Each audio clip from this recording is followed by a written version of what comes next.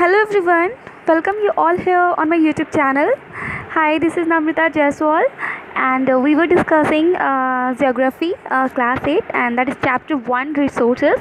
We have already discussed the part 1 in which we have discussed so many things. If you have not seen, you can check the description box and you can make your notes and learn some things about resources.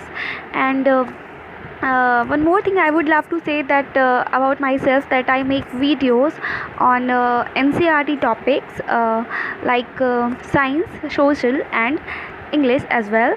And moving forwards, not wasting the time, one more thing I would love to share with you that I am teaching in the platform of Teachment. And the classes of science is already running. If you want, you can join my Teachment group, and if you want, you can also take the class and enroll yourself in my classroom. So not wasting the time, let's start discussing what we have left in the previous video. So in the first video we have discussed till natural resources. हमने natural resources के बारे में discuss किया that what is natural resources, and here we'll move forward that natural resources can be broadly categorized into renewable and non-renewable resources. Here जो natural resources है उन्हें two parts में categorize किया गया है. First जो है हमारा वो renewable है and second जो है वो हमारा non-renewable resources है. So what is renewable resources? Renewable resources are those which get renewed or replenished quickly. ये वैसे resources है जो आपको वापस से मिल सकते हैं. Some of these are ultimate and are not affected by human activities such as solar and wind energy. Like यहाँ कुछ examples बताया गया है.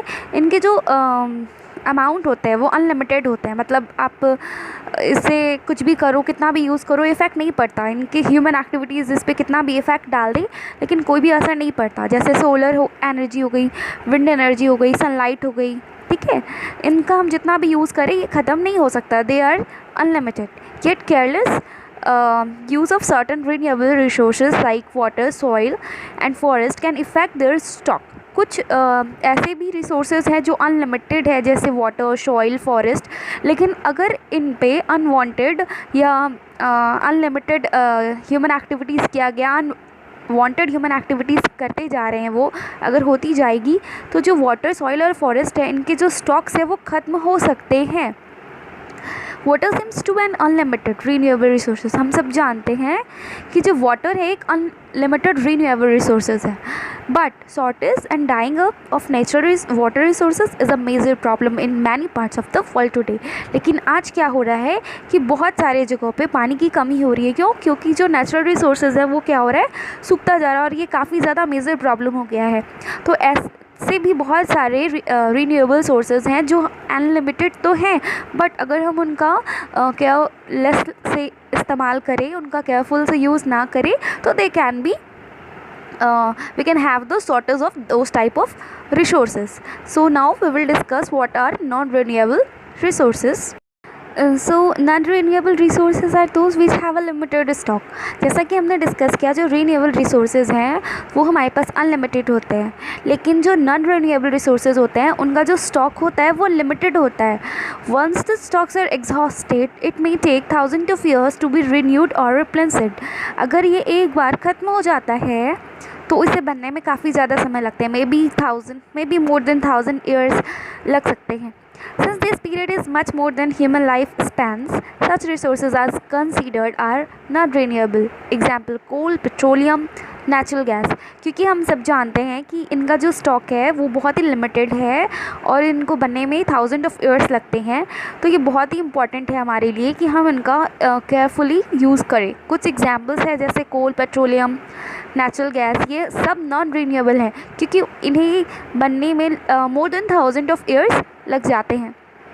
Even the distribution of natural resources depends upon the number of physical factors like terrain, climate and altitude.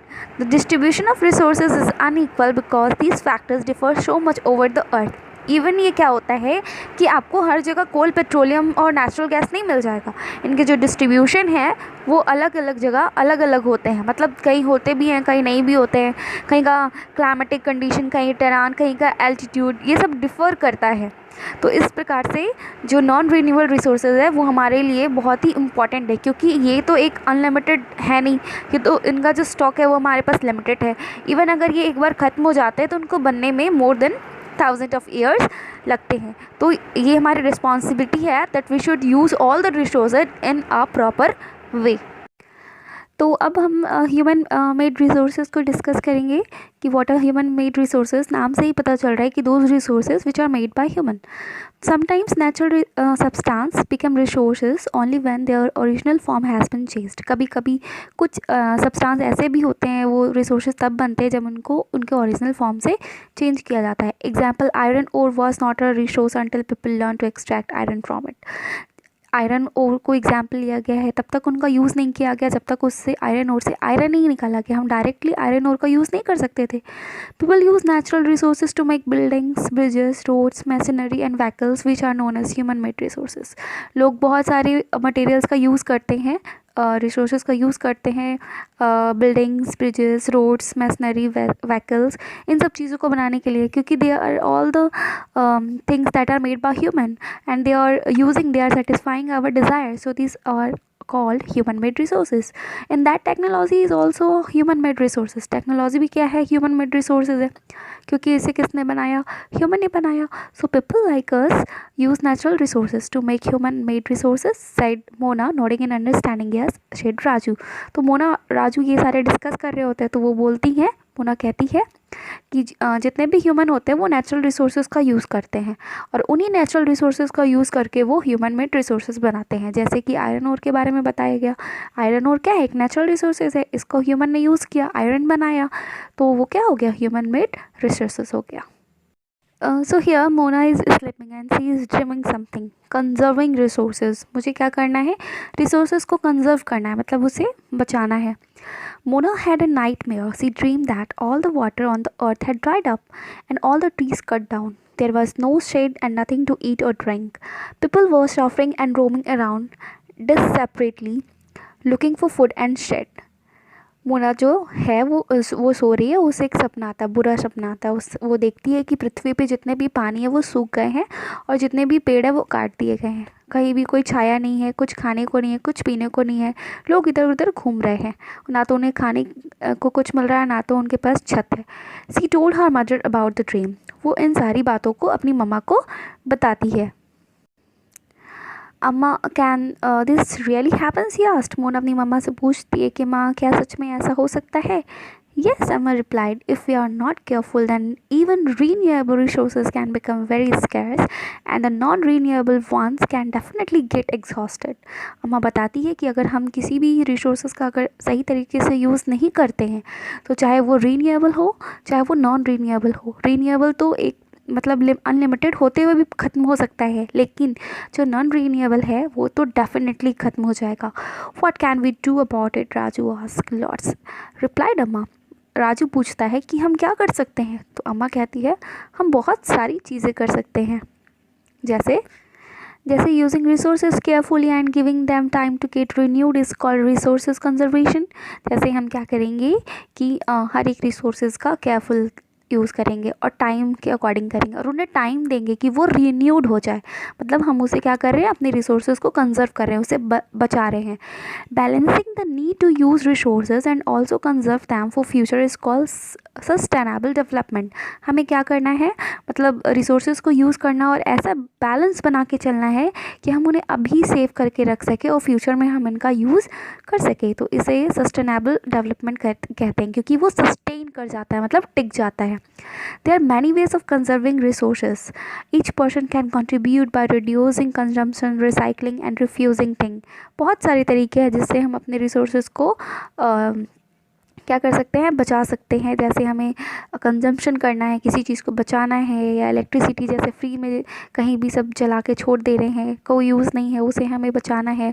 Tap से पानी गिर रहा है और हम टूथब्रश कर रहे हैं तो उसका ऐसे नहीं करना है। रिसाइकिल, किसी भी चीज़ को रिसाइकिल करके, रीयूज़ करके, इन सारी चीज़ों को करके हम क्या कर सकते हैं, अपने रिसोर्सेज को बचा सकते हैं। Ultimately it makes a difference because all our life are linked. हम ऐसा कर सकते हैं क्योंकि हम सब की जो लाइफ्स है वो एक दूसरे से रिलेटेड है। तो हमें क्या करना है, हमें रिसोर्स को कंजर्व करना है और उसे अपने फ्यूचर के लिए बचा के रखना है ताकि वो सस्टेनेबल डेवलपमेंट कर सके। So here is the complete discussion and this was the part second. I hope आपको इस वीडियो में हर चीज़ बहुत ही अच्छे से समझ में आ गई हो। Even if you want the question answer of this chapter you can comment में in the comment section, and if you like this video please subscribe it and also tap the bell icon for more these types of videos, and definitely you will get this type of video day wise or a day after. So thank you if you like this video, and keep watching and stay tuned with me. Thank you.